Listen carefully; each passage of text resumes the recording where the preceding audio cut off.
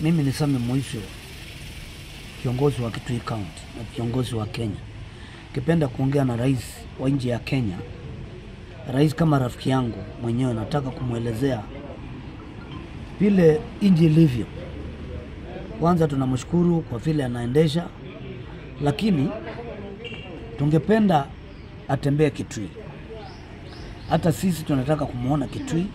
Wale ambao wanasema rais asikuje Kitui ni watu ambao wale waelewi nchi vile inaendeshwa. Rais ni wa kila mahali. Kwa hivyo rais akuje Kitui. Kile kingine, rais, watu wa Kitui wana shida nyingi sana. Tunategemea kazi ya kera, tunategemea kura, tunategemea county. County ina pesa, kera hakuna pesa, kura hakuna pesa. Sasa watu wale ambao tunategemea kufanya kazi na mikono yetu, tuko na shida kubwa sana. Tungekuuliza kama rais wa nchi, tafadhali waangalie counties. Counties ndio tegemeo kila mtu wa Kenya. Ndio tupate kitu ya kujitegemea kama wananchi wa Salendo.